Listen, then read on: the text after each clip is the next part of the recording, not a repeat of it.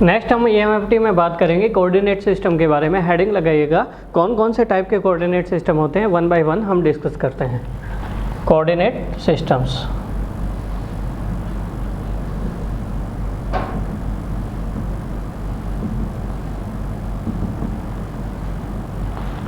First Cartesian और rectangular coordinate system,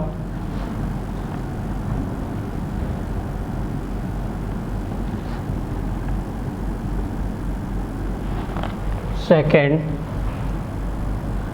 cylindrical और circular coordinate system, third spherical coordinate system.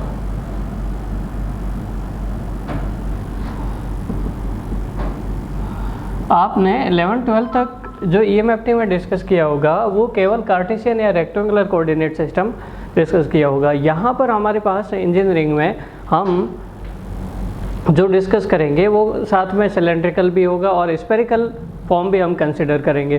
तो generally rectangular coordinates में हम XYZ मानते हैं, सिलेंड्रिकल में रो फाई जेड और स्फेरिकल में R थीटा फाई ये वेरिएबल हम मानते हैं। करेक्ट, 3। तो वन बाय वन सबसे पहले स्टार्ट करते हैं कार्टेशियन और रेक्टेंगुलर कोऑर्डिनेट सिस्टम के बारे में। तो हालांकि हम इसके बारे में पढ़ चुके हैं लेकिन फिर भी एक बार वापस डिस्कस कर लेते हैं। फिर हम डिस्कस करेंगे main spherical and cylindrical coordinate system. इसमें देखिए कोई भी वेक्टर जो है या पोजीशन वेक्टर है उसकी पोजीशन कैसे शो की जाती है, x डायरेक्शन में, y डायरेक्शन में एंड z डायरेक्शन में। कल हम डिस्कस कर चुके हैं कि x y z कैसे बनाते हैं, x y और बुक में इस तरह से z शो किया जाता है। रियलिटी में क्या होता है, x y z कैसे होता है, x y और z हमारे पास क्या होता है, हाइट होता है। इस तरह से ये तीनों एक दूसरे से 90 डिग्री पर रहते हैं।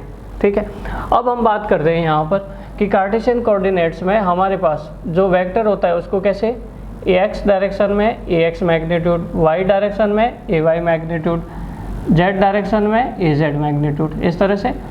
ठीक है, अब ये वेक्टर क्वांटिटी है। अगर मुझे टोटल मैग्नीट्यूड चाहिए मतलब स्केलर, तो क्या लूँगा इसका under root of ax square plus ay square plus az square, इस तरह से ये हो जाएगा।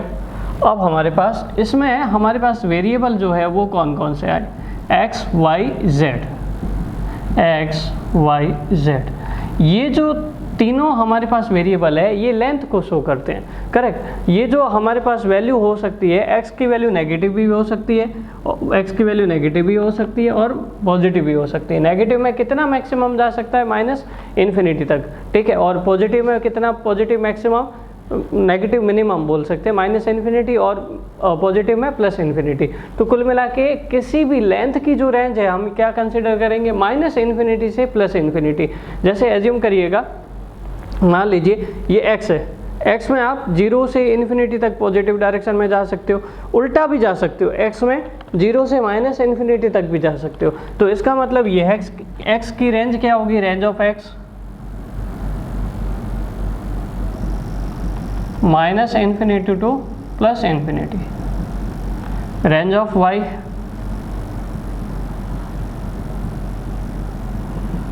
-Infinity to +infinity, range of z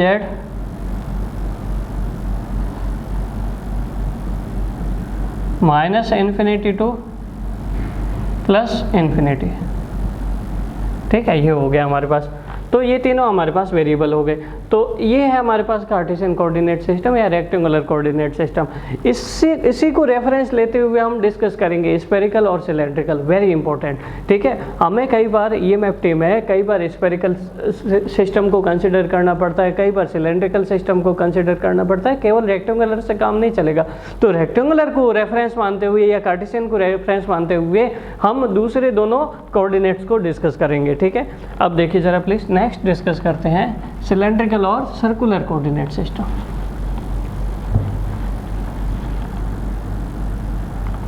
cylindrical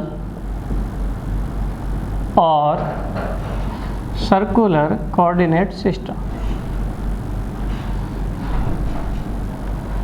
पहले इसको आराम से समझते हैं, है ना, कि इसका फिजिकल सिग्निफिकेंस क्या है और हमने रो फाई जेड क्यों माना।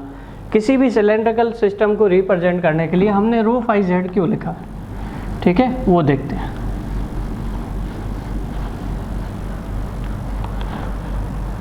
ये सब हटा देते हैं हम, ठीक है। आप क्या करिए, कोई सिलेंड्रिकल शेप एज्यूम करनी पड़ेगी। मान लीजिए ये आपके पास सैनिटाइजर बोतल है जो किस शेप में है, सिलेंड्रिकल शेप में है, करेक्ट। तो आप कोई भी सिलेंडर भी कंसीडर कर लीजिए। आप एक काम करिए, सिलेंडर कंसीडर करिए, थोड़ा एजम्पशन लगाना बहुत ज़रूरी है। इमेजिनेशन करिए कि ये सिलेंडर है हमारे पास, इसका सेंटर पॉइंट किधर होगा, बीच में, अंदर। सेंटर पॉइंट कहाँ होगा, बीच में।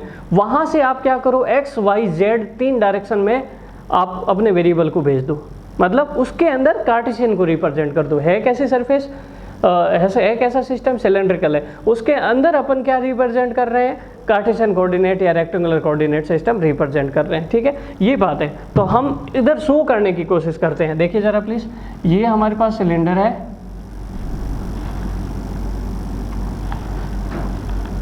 ठीक। इसके अंदर सेंटर पॉइंट किधर होगा, एक्स।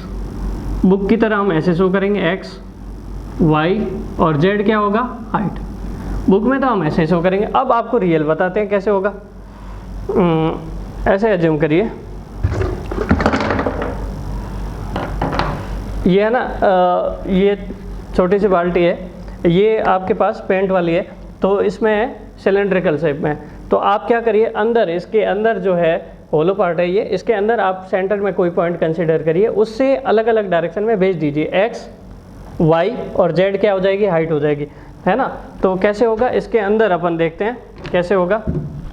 ऐसे एज्यूम करिएगा, समझाते हैं आपको। इसके अंदर सेंटर पॉइंट पे आपने क्या मान लिया, एक्स वाई, ये वाई इधर है, किधर भी मानो आप, आपकी इच्छा है। ये आपने एक्स मान लिया, ये वाई मान लिया, और जेड क्या हो गया, आपकी हाइट हो गई, ये हाइट, ठीक है। इस तरह से सेंटर पॉइंट पे आपने रिप्रेजेंट कर दिया। अब सिलेंडर के अंदर आपको एक चीज़ तो रिप्रेजेंट करनी है, रेडियस। ये जो फोर्थ मार्कर ले रहा हूँ मैं, ये तो आपने एक्स वाई और जेड शो कर दिया, जेड हमेशा हाइट शो करेगा। अब आप इसके अंदर क्या शो कर रहे हो, इसकी रेडियस, ये जो है ना रेडियस, ये जो है एक्स, मान लो ये एक्स है, तो एक्स से कितना घूम के आएगी, 0 से 2 पाई तक। इसकी रेडियस जो है एक्स, ये एक्स है, एक्स से मान लो फाई एंगल बनाती है, ये रेडियस है, ये कितना एंगल बनाती है, एक्स वाई जेड। एक्स से कितना एंगल बना रही है, फाई एंगल बना रही है, और कितना घूम के आ रही है, 0 से 2 पाई तक, ठीक है। तो हमें क्या रिप्रेजेंट करने की ज़रूरत है, एक तो सिलेंडर में रेडियस रिप्रेजेंट करने की ज़रूरत है, एक एंगल रिप्रेजेंट करने की ज़रूरत है, एक हाइट रिप्रेजेंट करने की ज़रूरत है। क्यों है, इसको और डिटेल से समझते हैं, ठीक है। वापस आइए ज़रा, ये हो गया हमारे पास एक्स, इधर आपके सामने ये वाई और ये जेड हाइट, ठीक है। अब मैं आपको बोलूँ सिलेंडर के अंदर कोई पॉइंट रिप्रेजेंट करो। सिलेंडर के अंदर मान लो यहाँ पे कोई पॉइंट पड़ा है, तो आप कैसे रिप्रेजेंट करोगे, आप देखोगे ये कितनी डिस्टेंस पे है, मतलब कितनी रेडियस पे है, एक्स के साथ कितना एंगल बना रहा है और कितनी हाइट पे है, ऐसे ही रिप्रेजेंट करोगे। क्या क्या चाहिए आपको, एक तो चाहिए कि कितनी रेडियस है, एक्स के साथ कितना एंगल बना रहा है, दूसरा कितनी हाइट पे है, हाइट में ऊपर है ये पॉइंट या नीचे है, कितनी हाइट पे है, पॉजिटिव में है नेगेटिव में, कितनी हाइट पे, ये रिप्रेजेंट करना है। तो इसका मतलब ये है कि हमें 3 चीज़ों की ज़रूरत पड़ेगी सिलेंड्रिकल में पॉइंट को समझने की। अगर नहीं समझ में आ रहा है, वीडियो पॉज करके वापस रिवाइज करो, लेकिन आपको ये बेसिक समझना बहुत ज़रूरी है, ठीक है। और इसी बेसिक्स का यूज़ हम आगे करेंगे, अभी तो यूनिट स्टार्ट नहीं हुई है, बेसिक्स ही डिस्कस कर रहे हैं, ठीक है। तो अल्टीमेटली हमारे पास 3 रिप्रेजेंटेशन करते हैं, रो फाई जेड। कौन कौन से पैरामीटर है, रो क्या होते हैं, वेरिएबल, रेडियस होती है, रो इज रेडियस। इसकी रेंज क्या होगी बताओ, इसकी रेंज होगी 0 to इन्फिनिटी। रेडियस कभी नेगेटिव तो हो नहीं सकती, जैसे लेंथ है वो तो हमारे पास नेगेटिव में भी जा सकती थी, एक्स वाई जेड हमारे पास -इन्फिनिटी टू +इन्फिनिटी रेंज आता था, लेकिन इसकी जो रेंज होगा 0 to इन्फिनिटी। फाई क्या रहेगा, 0 to 2 pi. Angle measured, phi क्या है, nothing but the angle measured from X, ठीक है। कोई भी रेडियस है रो, ये मान लो रेडियस है रो, ठीक है, इसकी रेडियस रो का x के साथ जो एंगल बनेगा वो फाई होगा, ठीक है। It is measured with respect to x axis, measured with respect to x axis, ठीक है। z क्या होगा, हाइट, रेंज क्या होगा, -∞ टू +∞, करेक्ट। अब देखो, अब हमें अगर मान लो ऐसा बोल दिया जाए, अब हमें क्या करना है, सिलेंड्रिकल कोऑर्डिनेट सिस्टम है, लेकिन हम क्वेश्चन करने के लिए हमेशा कार्टेशियन का यूज़ करेंगे, हालांकि इनका भी यूज़ कर सकते हैं, लेकिन कार्टेशियन से कैलकुलेशन इजी होता है। तो हमें क्या चाहिए, सिलेंड्रिकल को कार्टेशियन में चेंज करना है। कैसे चेंज करें वो देखते हैं। देखो, अगर मैं बोलूँ रो x की वैल्यू बताओ, तो रो cos पाई, ऐसा ही होगा, है ना। अगर मैं बोलूँ आप y की वैल्यू बताओ, रो sin फाई, और z तो z ही रहेगा, दोनों में कॉमन है, z एक्स वाई जेड, और रो फाई जेड में z तो कॉमन ही है, उसको निकालने की जरूरत नहीं है, ठीक है। तो इसमें हमारे पास कोई भी वेक्टर कैसे रिप्रेजेंट करते हैं, रो डायरेक्शन में A rho magnitude, phi direction में A phi magnitude, z direction में ए जेड मैग्नीट्यूड, ये हो गया। इसका टोटल मैग्नीट्यूड है, स्केलर क्वांटिटी क्या होगी, √of A rho square plus A phi square plus A Z square, correct. और तीसरा हमने क्या सीखा कि कैसे हम एक्स वाई जेड की वैल्यू पता कर सकते हैं। x equal to rho cos pi, y equal to rho sine phi, और z इक्वल टू जेड तो रहेगा ही।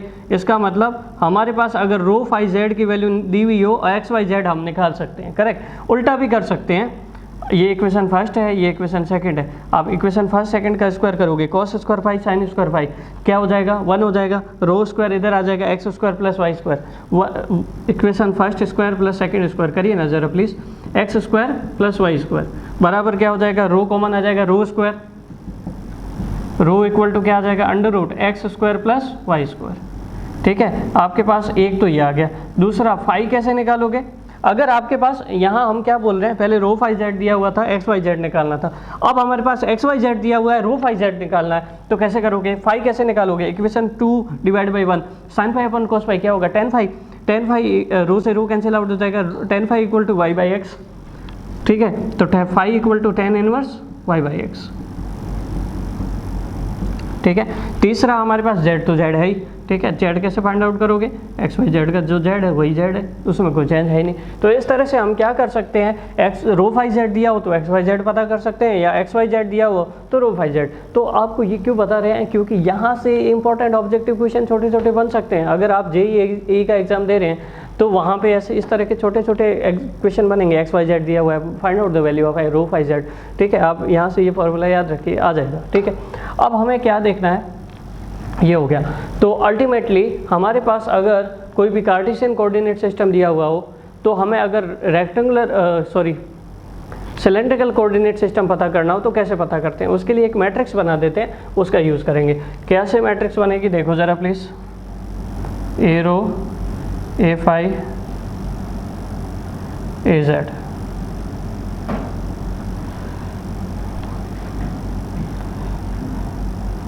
cos फाई 1,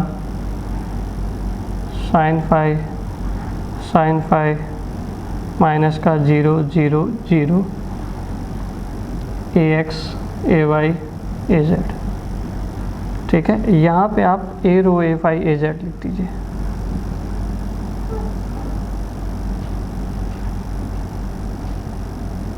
ये हो जाएगा, ठीक है। एक्स वाई जेड को आपको इसमें चेंज करने के लिए इस तरह से करना पड़ेगा।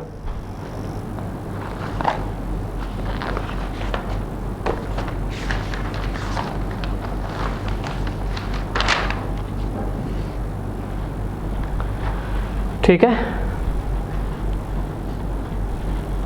तो इसको वीडियो पॉज करके इतना लिख दो ज़रा, सिलेंड्रिकल कोऑर्डिनेट सिस्टम हो गया। नेक्स्ट हम डिस्कस कर रहे हैं स्फेरिकल कोऑर्डिनेट सिस्टम, हेडिंग लगाइएगा ज़रा प्लीज़।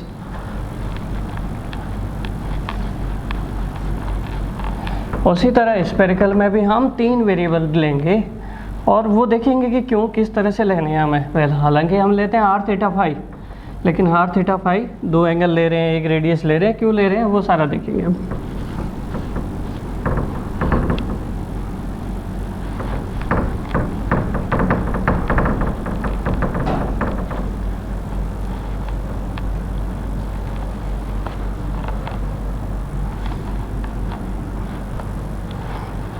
नेक्स्ट हेडिंग लगाइएगा स्फेरिकल कोऑर्डिनेट सिस्टम।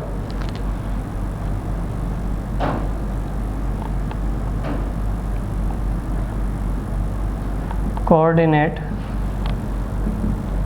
सिस्टम।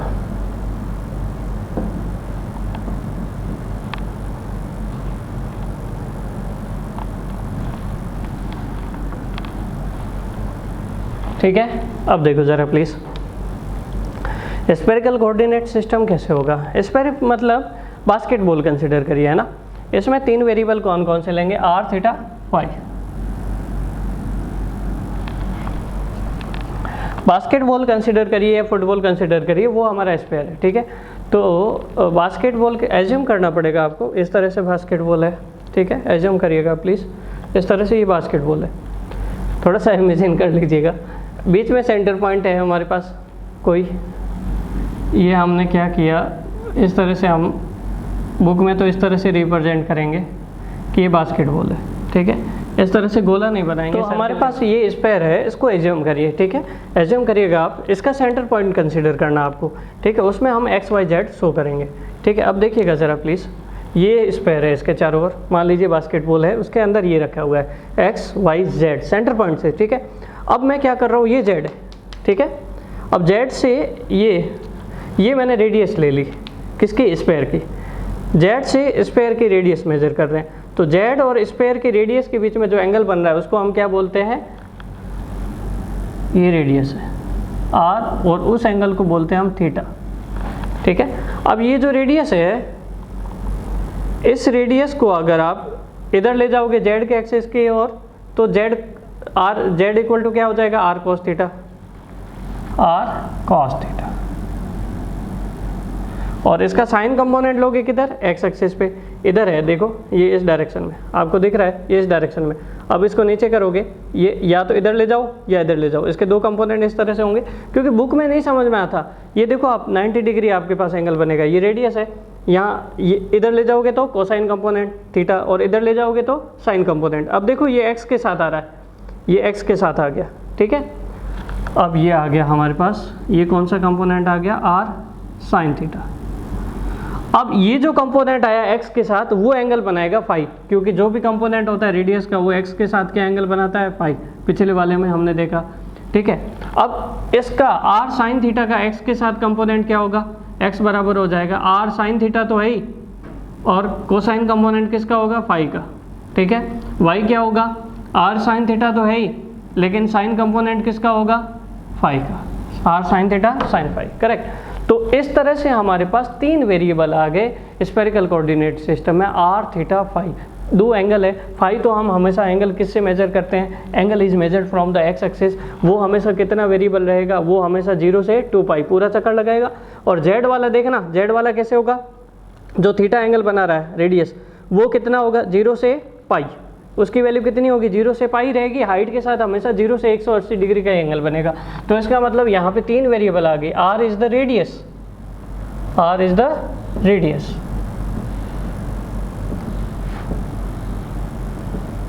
और लिमिट कहाँ से होगी, 0 टू इन्फिनिटी। दूसरा है हमारे पास theta is angle measured from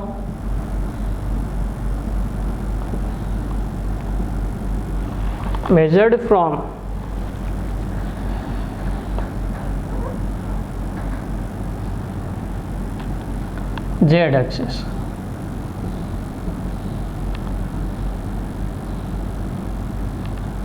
zero to 2 pi. Phi is angle measured from x axis, ये 0 से पाई है, सॉरी है ना, 0 से पाई लिमिट है, x axis 0 to 2 pi, ठीक है। 3 हो गए। अब हमारे पास इनका रेंज तो आ गया।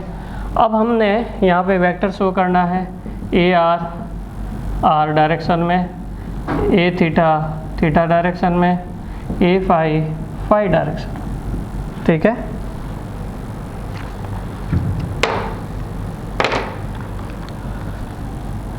मैग्नीट्यूड क्या होगा, under root of A R square plus A theta square plus A phi square, correct. तीसरा हमारे पास क्या होगा, इनका आपस में कन्वर्जन। तो आप देखोगे एक्स आर थीटा फाई दे रखा हो तो एक्स वाई जेड निकालना हो, क्या होगा, एक्स होगा R sine theta cos phi, Y क्या होगा R sine theta sine phi, और z क्या होगा आर कॉस थीटा, ठीक है। अब हम क्या करें, अगर आप इक्वेशन फर्स्ट सेकंड थर्ड का स्क्वायर करोगे ना तो आपके पास r आ जाएगा, ठीक है। r क्या आएगा, आप करना चाहो तो कर सकते हो, हम डायरेक्ट लिख रहे हैं r equal to under root X square plus Y square plus Z square, ठीक है। थीटा क्या होगा, tan इनवर्स आप निकाल सकते हो, थीटा होगा tan inverse under root X square plus Y square upon Z square upon Z, या फिर tan inverse rho by Z भी लिख सकते हो, क्योंकि रो हमारे पास पिछली बार क्या आया था, रेडियस था सिलेंडर का, ये रेडियस है किसका, स्फीयर का, ठीक है। तो हमारे पास ये आ गया रो बाई जेड, रो आया था under root X square plus Y square, और फाई तो हम जानते हैं क्या है, tan inverse Y by X, ठीक है। ये तीनों वेरिएबल आ गए हमारे पास। अब हमें देखना है कि अगर हमारे पास सिलेंड्रिकल कार्टेशियन कोऑर्डिनेट सिस्टम हो और स्फेरिकल पता करना हो तो आप एक टेबल याद कर लीजिएगा, उस टेबल से आपके पास हो जाएगा, या मैट्रिक्स है, ठीक है। तो वो याद करनी है आपको, हालांकि आपको ऐसे तो समझ में आ जाएगा कि कैसे आया, अगर आप निकालना चाहोगे तो, लेकिन याद कर लीजिए, सही रहेगा, ठीक है। अब आप देखो ये कैसा आएगा, मैं आपको बताता हूँ, A R A theta A phi,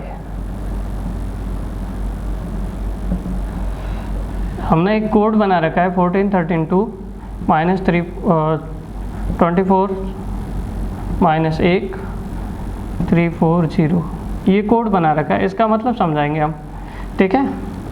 A x A Y A Z, देखो r का x के साथ रिलेशन क्या है, r का x के साथ रिलेशन है साइन थीटा कोस फाई, ठीक है, यही है ना।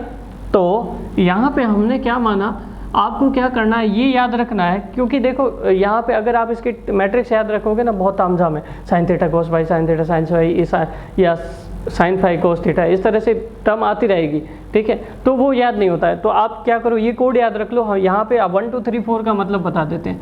लेट 1 का मतलब क्या आप लिखना, साइन थीटा, इसकी जगह 1 लिखना है, cos theta 2, sine phi 3, cos phi 4। देखो जनहित में जारी सूचना ये है, ये याद रखने का तरीका है, मेन एग्जाम में मत करना, तो 14 13 2 ये नहीं करना है, ठीक है। याद रखने का आपको फटाफट याद हो जाएगा, इसलिए बता रहे हैं, ठीक है, ऐसा कुछ होता नहीं है। अब हमारे पास 1 4 है, r का x के साथ रिलेशन क्या है, साइन थीटा कॉस फाई, यहाँ पे देखो साइन थीटा कॉस फाई, इस तरह से पता कर सकते हो, ठीक है। r का y के साथ रिलेशन क्या है, 13 मतलब sine theta sine phi, sine theta sine phi, ठीक है। तो इस तरह से आप पता कर सकते हो। r का z के साथ रिलेशन क्या है, r का z के साथ 2 मतलब कॉस थीटा, इस तरह से आप फाइंड आउट कर सकते हो बाकी वैल्यू भी, ठीक है। तो आपको ये सिंपली याद रखना है। तो ये हो गया हमारे पास स्फेरिकल कोऑर्डिनेट सिस्टम, तीनों कोऑर्डिनेट सिस्टम हो गए हैं। अब हम एक छोटा सा न्यूमेरिकल लेते हैं, उसमें हमारे पास कोई कोऑर्डिनेट सिस्टम दिया हुआ है, उसको हम कार्टेशियन में चेंज करते हैं, या कार्टेशियन दिया हुआ था तो उसको दूसरे में चेंज करते हैं। कैसे करेंगे वो देखते हैं, राइट डाउन प्लीज। उसके बाद नेक्स्ट क्वेश्चन लेते हैं। Now write down the question, जिसमें हम कन्वर्ट करेंगे किसी भी कोऑर्डिनेट के पैरामीटर गिवन हो या कुछ हमारे पास वेक्टर गिवन हो, उसको दूसरे कोऑर्डिनेट में कैसे चेंज करेंगे, ठीक है। इक्वेशन लिखिएगा, ऐसा ऑब्जेक्टिव क्वेश्चन बन सकता है हमारे पास, represent vector A X square plus Y square upon Z A X cap means X direction in cylindrical coordinates.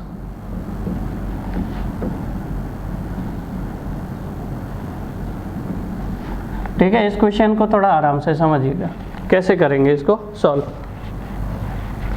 देखो जरा प्लीज, सबसे पहले आपको हमेशा क्या देखना है कि कौन सा कोऑर्डिनेट्स गिवन है। हमारे पास 3 टाइप के कोऑर्डिनेट्स है, कार्टेशियन कोऑर्डिनेट्स, दूसरा सिलेंड्रिकल और तीसरा स्फेरिकल। तो ये जो हमारे पास गिवन डेटा है, स्टेप फर्स्ट में हम गिवन डेटा लिखें। गिवन कौन सा है वेक्टर, एक्स वाई जेड वाला है, A X cap, A Y cap, A Z cap, correct, यही होता है एक्स वाई जेड में। अब ये वैल्यू हम यहाँ रख देंगे, X square plus Y square upon Z A X cap. A Y की कोई इन्फॉर्मेशन नहीं, जीरो है, कोई इन्फॉर्मेशन नहीं है तो जीरो ही लिखोगे, और ए जेड की भी कोई इन्फॉर्मेशन नहीं है, वो भी जीरो है। इसका मतलब हमें यहाँ से कंपैरिजन करने पर पता चला कि ए एक्स जो है हमारे पास उसका मैग्नीट्यूड है X square plus Y square upon Z, A Y का मैग्नीट्यूड है 0 और ए जेड का मैग्नीट्यूड है 0। ठीक है, ये जो गिवन डेटा है उससे आपको फाइंड आउट करना, चाहे कोई सा भी कोऑर्डिनेट्स गिवन हो, कार्टेशियन हो, स्फेरिकल हो, सिलेंड्रिकल हो, उसको अपने जो गिवन डेटा है उससे कंपेयर कर लो। ठीक है, अगर यहाँ पे हमारे पास सिलेंड्रिकल होता है तो ए रो कैप, ए फाई कैप, ए जेड कैप, उससे कंपैरिजन कर लेते। सिमिलरली हमारे पास स्फेरिकल के लिए भी करते। अब हमें क्या फाइंड आउट करना है, फाइंड आउट करना है सिलेंड्रिकल कोऑर्डिनेट, मतलब फाइंड आउट का मतलब ये जो गिवन है उसको कन्वर्ट करना है सिलेंड्रिकल में। तो हमें ए वेक्टर निकालना है इस फॉर्म में, A row cap, A phi cap, A Z cap, correct है ना। सबसे पहले हमेशा क्या करिए, सबसे पहले आपके पास जो वेरिएबल है ना उनको कन्वर्ट कर दीजिए किस में, रो फाई जेड में, X square plus Y square upon Z square. आपको पता है ए एक्स क्या गिवन है, X square plus Y square upon Z, ये गिवन है। और आपको पता है अगर एक्स इक्वल टू क्या होता है, रो कॉस फाई, वाई क्या होता है, रो साइन फाई, और जेड की जगह जेड आ जाता है। ठीक है, तो ये हो जाएगा rho square cos square phi plus rho square sine square phi, cos square theta plus sine square theta 1 हो जाएगा। कुल मिला के ए एक्स की वैल्यू रो फाई जेड की टर्म में आ गई, पहले किसकी टर्म में थी, एक्स में, अब किस में कन्वर्ट करती, रो फाई जेड में। तो सबसे पहले जो भी गिवन है A x A Y A Z, उसको जिसमें भी चेंज करना उनके वेरिएबल में चेंज कर लो। पहला स्टेप तो ये हो गया। अब दूसरा ये पता करना है, इसके लिए हमें ए रो की वैल्यू पता होनी चाहिए, ए फाई की वैल्यू पता होनी चाहिए, ए जेड की वैल्यू पता होनी चाहिए, तभी तो ये वेक्टर आएगा, यही फाइंड आउट करना है ना हमें। तो हमारे पास एक ऐसे मैट्रिक्स बनती थी, ए rho A phi A Z. अभी हमने जो इससे पहले मैट्रिक्स बनाई है, इससे पहले जो थ्योरी डिस्कस किया था उसमें क्या था, यहाँ पे था cos phi 1 minus sine phi, बाकी सारे एलिमेंट क्या है 0 0 0, और यहाँ पे है हमारे पास ए एक्स ए वाई ए जेड। ठीक है, अब हमें क्या पता करना है, ए rho A phi A Z की वैल्यू पता करनी है, तीनों का मैग्नीट्यूड। तो यहाँ से आप निकालोगे ए रो का मैग्नीट्यूड क्या होगा, ए x cos phi plus A Y sign phi, और ए जेड तो 0 हो गया। ए एक्स की वैल्यू दे रखी है, क्या दे रखी है, रो फाई जेड की टर्म में rho square by Z cos phi, A Y की वैल्यू है ही नहीं। ठीक है, तो अल्टीमेटली हमारे पास क्या आ गया, rho square by Z cos phi. A phi क्या आ गया, ए फाई कैसे निकालोगे, minus A Y cos sine phi plus minus A X sine phi plus A Y cos phi. तो यहाँ से आप देखोगे ए वाई तो 0 है, ये टर्म तो 0 हो गई, ए एक्स की वैल्यू रख दो, क्या हो जाएगा, minus rho square by Z sine phi plus 0 minus rho square by Z sine phi, A phi आ गया। अब क्या बचा, ए जेड तो पिछले वाले के जैसा ही होगा, ए जेड क्या दे रखा है, ए जेड वैसे होगा क्या, आप यहाँ से लिखोगे ए जेड बराबर क्या आ जाएगा, ए जेड, और पहले से कितना दे रखा है, 0 दे रखा है। ये जो वैल्यू है आप क्या रखो, इस इक्वेशन में पुट कर दो, जो भी आपके पास इक्वेशन पता करनी है उसमें पुट कर दो। ठीक है, जो भी वैल्यू आई है, ए रो फाई जेड। अब ये वैल्यू पुट करेंगे तो अपने पास क्या आएगा, देखिए ज़रा प्लीज़।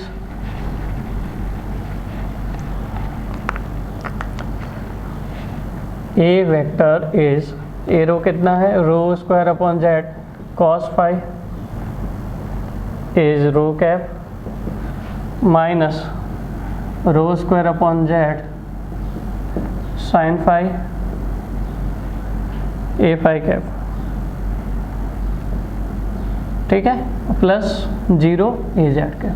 ये हमारे पास फाइनल आंसर आ गया, और जो भी कोऑर्डिनेट्स गिवन था वो किस में चेंज हो गया, हमारे पास सिलेंड्रिकल में। ठीक है, इसको लिख दीजिए, फिर आगे हम डिस्कस करने वाले वेरी इंपॉर्टेंट, वीडियो पॉज करके इसको लिखिएगा।